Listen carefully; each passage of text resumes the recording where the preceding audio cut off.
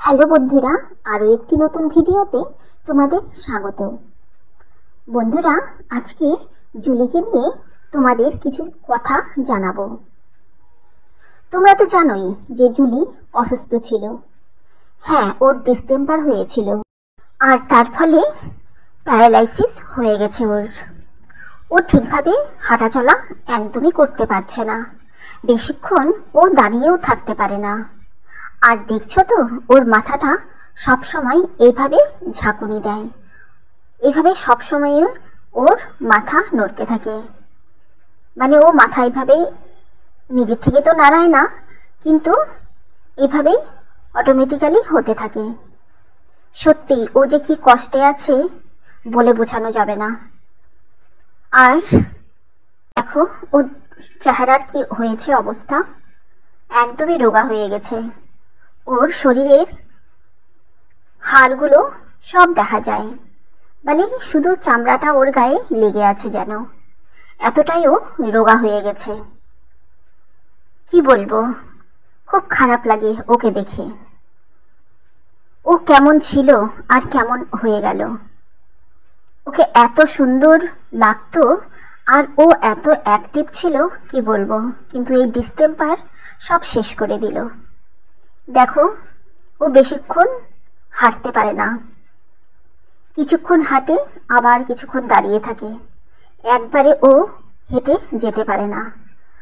আর ওর ব্যালেন্সও ঠিকঠাক নেই, ঠিকভাবে ও ব্যালেন্স করে চলতে পারে না, একটু এঁকে বেঁকে এভাবে চলতে থাকে ও। খুবই খারাপ লাগে এরকম দেখতে।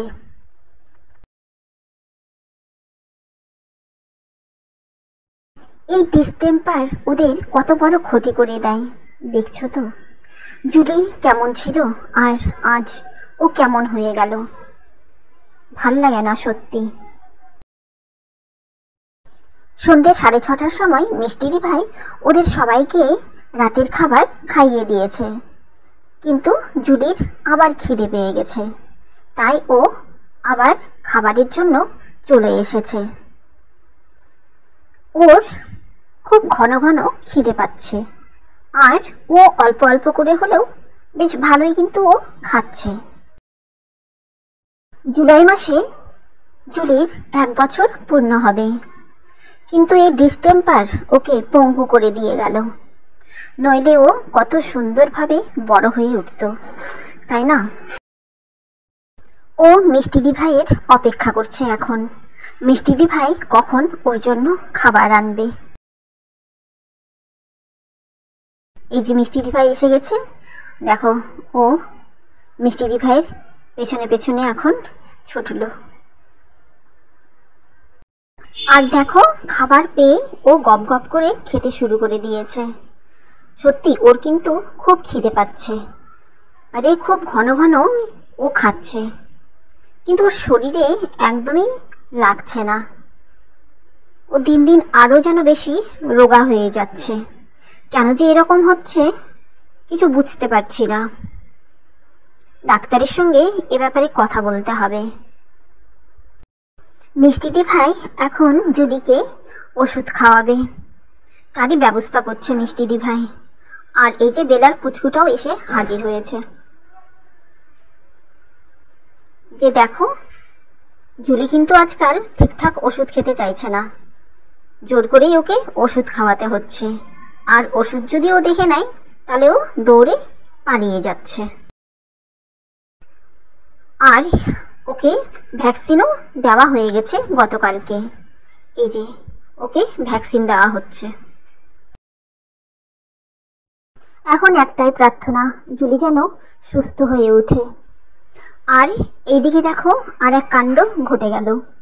রাত্রি 10:30 পৌনে 11টা নাগাদ একটা বাইক এই যে বেলার মেয়েটাকে ধাক্কা মারে, আর ওর পায়ে খুব চোট লেগেছে।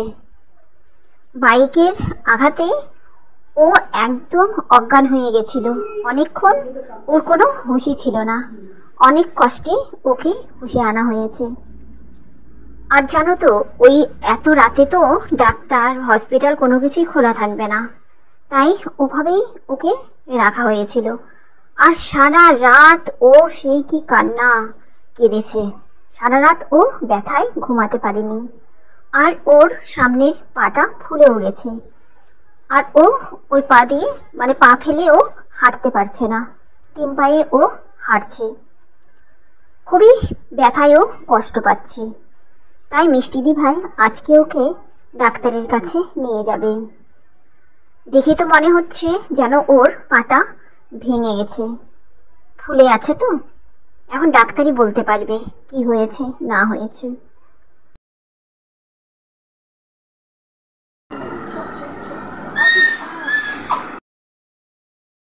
ওকে ধরাই যাচ্ছে না, ধরলেই ও এভাবে চিৎকার করছে, ব্যথায় কি কষ্ট পাচ্ছে। ওরা কিন্তু রাস্তায় ঘুমায়, আর রাস্তার এক সাইডেই ওরা ঘুমায়, রাস্তার মাঝখানে রাতের বেলায় ওরা ঘুমিয়ে থাকে না। তো যে বাইক চালাচ্ছিল তার একটু দেখা উচিত ছিল ঠিকভাবে, কিন্তু কি আর বলবো, এরকমই হয় এদের সাথে।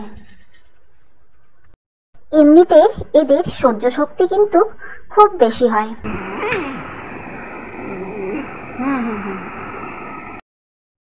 কিন্তু এ তো একদমই বাচ্চা, তাই কান্নাকাটি করছে, আর ব্যথাও তো লেগেছে খুব। এখন মিষ্টিদি ভাই ওকে ডাক্তারের কাছে নিয়ে যাবে। দেখাই যাক ডাক্তার কি বলে ওকে দেখে। মিষ্টিদি ভাই ওকে নিয়ে ডাক্তারের কাছে চলে এসেছে। ডাক্তার ওকে চেক আপ করে বলল যে ওর পা ভাঙেনি, চোট লেগেছে, তাই ওকে একটা ব্যথা কমার ইঞ্জেকশন দেওয়া হবে। ওকে দেখো কেমন চুপচাপ এখানে এসে বসে আছে। যাক, ওর পা ভাঙেনি, এটাই রক্ষা।